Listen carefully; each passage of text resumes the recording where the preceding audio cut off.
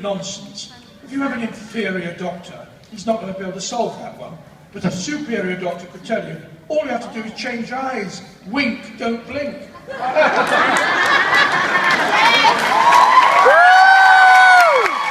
absolutely right. You see, the problem is, the series ended. I never regenerated. Did I? Did you see me regenerate? No. Therefore, I am still the Doctor. Sylvester McCoy's an imposter. He started a new line of doctors. He was the first of a subsidiary line. All the rest followed him. There. I am the Doctor. Rise up and follow me!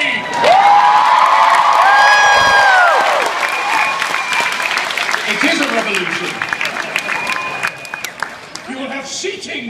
I do. How did you do that? In the middle there? Yes. Hi. Sorry, I was laying in the middle. I'll come to you in a minute. Sorry. The men in orange must be obeyed. We'll go in there, right. Oh, I'm sorry. The lovely ace costume then, over to you. Could 3 people ask a question at once? Go on. Who's doing it? I said in the middle. Let's just follow my big finger. Look, I'm the one on the stage. You do it. Oh, okay. My name is Ellen. Big fan. Colin, I know you mentioned that you really, really enjoy listening to Big Finish audiences, especially your own. That's all I've heard. I didn't mean to, But I just want to know, which one is your personal favorite? Oh boy, that's a hard one. Because every time I play one of them, I think, oh, that's my favourite. I've recently decided that the F word is not to be used, favourite. Do you know what I mean? Because favourite implies something about everything else. I don't have a favourite finger. I don't have a favourite leg. Or eye. Or daughter. I've got 4 daughters. Favourite stories? Name one and I'll say, oh, that's my favourite. Name another one. So's that. I mean, there are ones that have pulled at my heartstrings, there are ones that have excited me, there are ones that have perplexed me. But to be honest, amongst equals, there are no favourites. And they're all equally good. I am amazed at the standard of scripts that appear through my, well, it used to be through my letterbox. Now it's on my iPad. And I read them, and I think, another good, how do they keep coming up with them? But they do. Colin is so far our only doctor to read off iPad. What, in the studio? Yeah. For me though, I've got to say, the only time I ever cried during an audio performance was actually your performance in Arrangements for War. In a good at the end. In a great one I liked. Yes. Which is brilliant. If you haven't heard Arrangements for War, it is fantastic, but be prepared to cry at the end. So. Okay, question, that question. Yes. Yes, in that line. Hello. Hello.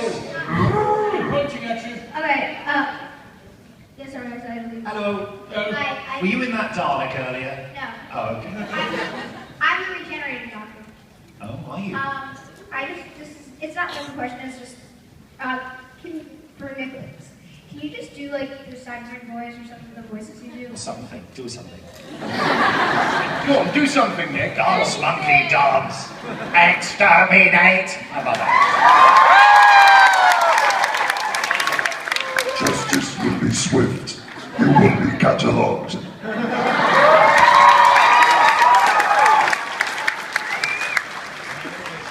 Was that the most sensible voice you ever came up with? That you do. I don't know what you mean.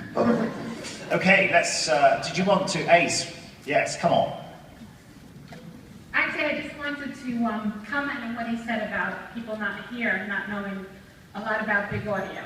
I started Doctor Who in the 70s here in America, and I love classic Who and I love new Who, and I think that the audio is a brilliant way of introducing how amazing the classic Doctors were. And I think that TV is limited because the special effects that were on them are very hard to watch after you've seen the new one. So, What do you mean? so I just think it's a great way to introduce you to a new generation And I'm certainly going to show it to my son, and I just wanted you to know that I love you guys. Thank you very Would you like to be our publicist? How about this animal over here at the TARDIS? All right, actually, I'm a cowardly lion. The doctor gave me my courage.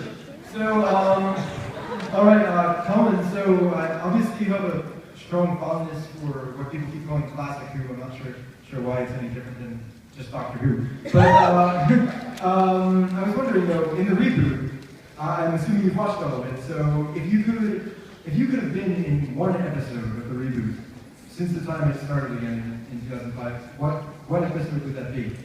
I know it doesn't have to be your favorite. It could just be any of them. Yeah, in order to say one line, which I think is a line that sums up Doctor Who, that would be the Doctor dances when he says, "Everybody lives." I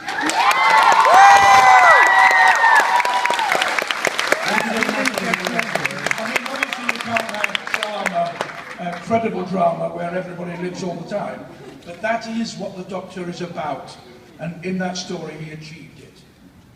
And he had the best costume, the one I wanted, that black coat.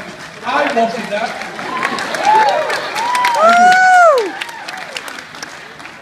Next question. In the middle? Hi, my name is Erin. Nick, I was wondering how you got your job as the aliens, the voice of the aliens. Well, it was basically because I was doing the voices for Big Finish, the Dalek voices, which I think I said yesterday. I apologise if you've heard this before. I did say to the then producer, Gary Russell, well, could I do the Dalek voices for our audios, or do you want to see a grown man cry? So he gave me the job, and I did that. And Russell T Davies, you know, who brought the TV series back, listened to our CDs, and when he was looking to bring someone in to do the Dalek voice, he said, I want that guy. Also because I'd written a very sad article in Doctor Who magazine about how technically the Dalek voice was done and all that kind of stuff. So he thought, that guy is the solution for it, really. So that's how I got the job. It was brilliant. No audition necessary. Nick, was it sort of assumed you would do the Cybermen as well? Or did Oh yeah, that was a bizarre thing. Because I'd done the Daleks, they just assumed I'd do the Cybermen. So everyone on the show assumed I'd do it, but the people who phoned up your agent to book you for the job, they didn't know about it. And so I had David Tennant texting me saying, well, we're filming it now, why aren't you here? Russell T Davies doing Cyberman impersonations to me down the phone. And then said, well, I'll see you later this week. And I said, well, I presume so. And he caught that slightly petulant quality in my voice. And he said, what do you mean you presume so? And I said, well, nobody's booked me for this job. And he said, right, I'm going to kick some arse. Put the phone down, and a couple of minutes later, my agent phoned me. He said, what have you done? This huge booking had come through. And they booked me for every single Cyberman scene. It may not escape your attention that the Cybermen didn't speak in every scene they were in. So they booked me to be there to go.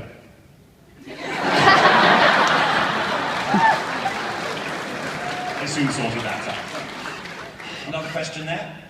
Oh, okay. Hi. So I'm probably on phrases poorly. I'm not really good with words. Oh no.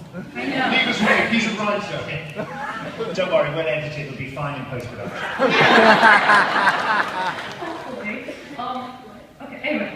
So, this is for Colin Baker. Yes. Main Street. Anyway. So... I told you I'm bad with words. So what's it? So you were part of the original series. What's it like watching the new series? Like, what's it like seeing the new doctors personified compared to your doctor, what you were from? It's weird. And I think every doctor that I've spoken to had trouble watching the Doctor immediately after them. Peter didn't watch me. I didn't watch Sylvester, because there were two possibilities. Either he would be brilliant, which I'm sure he is, which would hack me off, or he'd be awful, which would hack me off even more. So I thought it was safer not to... excuse me. I thought it was safer not to watch, so I wouldn't have to comment. So I still haven't seen any of Sylvester's. Then it was off the screen for 11 years, and I watched it come back. And it was fantastic, actually. I thought it came back superbly. As somebody pointed out over there, the intervening 11 years introduced some special effects capability, which was undreamed of in my day, when I used to have to hold the wall up in case it fell down, which happened on one occasion. We couldn't complete the scene because if I'd gone away as I should have done, the wall would have fallen down. That apparently doesn't happen now. I have broken some switches on the TARDIS console. Not that I'm in those scenes, I just go in there and fiddle around with them. I've fiddled with all the new TARDIS consoles. It's a sort of rite of passage there. Is this the new set? Right, here we go. But I have loved, I have a theory that any good actor could play the Doctor. Some for 5 minutes, some for 7 years. But I think most actors have a valid right to play the Doctor if they're cast. And all you have to do is look back at the last 11. They're all different, and they're all, well, modesty forbids, but to the ones I've watched, they're all fantastic. So I have no reason to expect that ever to change. And the new one that's been announced, Peter Capaldi, I mean, he's a brilliant, he's a grown-up as well. He's got 12 years old, but we want the girls to keep watching. So David Tennant might appear in one, you never know.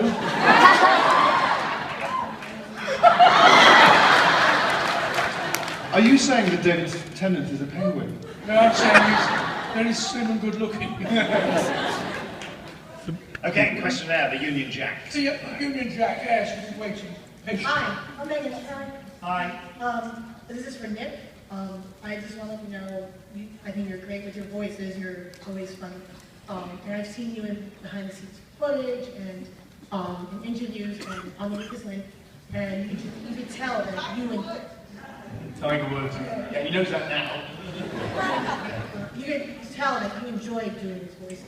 Is there a particular episode that you enjoyed doing the voices more? Ooh. Well, I mean, I don't think anything beats the thrill of doing it for the first time. Of, you know, going to Cardiff, and there was on set, and Barnaby Edwards, who was in the Dalek, and I were kind of treated like demigods, you know, which is, you know, you can't help it. If anyone, you know, throws paraffin on your ego and sets it alight, you know, it's fantastic. So that was a huge thrill, and it was new stuff, and there were loads of frustrations into it because there were loads of technical difficulties. That was a thrill. What was the reading like? First time Oh, well, yeah. I mean, you know, the director phoned me and said, could you bring your thing that does the voice along to the read-through? So I brought the ring modulator and the speaker and everything and the microphone. So I arrived at the read-through and was saying hello to the other actors, and I started to get all this equipment out, plugging it into the mains power supply and everything, and these actors were looking at me in a very strange way, and I said, have you brought yours? Some of them looked at me and sort of nervous, like, oh my God, am I supposed to bring one of them?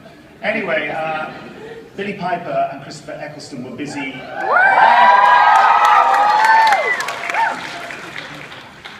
filming scenes. They got the timing of Doctor Who wrong in the first series. They kept editing the scripts of the episodes down really tightly, and then they filmed them and discovered they were 10 minutes under. So they were busy shooting stuff to put back in, you know, so they were delayed. It was a real learning process. It was the first time they'd made anything like this at BBC Wales. Anyway, so we just got to the point where we'd assigned 2 of the very small part actors to read in for the Doctor and Rose, and we were all thinking, oh, we're not going to have the Doctor and Rose, they're going to be, I'm sure they do a good job. And we literally just started reading it, and suddenly the double doors of the room burst open, and Billy Piper and Chris Eccleston just burst in like, as you'd see them later, as the Doctor and Rose. Of course, I'd not seen them before, you know, and ran in, and they were just, came in and sat down, and they went, right, quick, let's do the read-through. So they hadn't had a chance to really clock who I was. So when it came to the first Dalek scene, and I switched it on and just did sort of a noise, you know, Chris Eccleston went, hey. And everyone was just applauding and screaming and shouting. It was, you know, a wonderful thing. And interestingly, though, because it's a very British thing, there was a girl in the cast who had not been brought up in Britain, and she had never seen Doctor Who before. She knew nothing about it. And you know, as you do, if people are screaming and shouting, you kind of look around to see if there's anyone who isn't. That's how paranoid I am. And in the middle of it all, she was just sitting there going,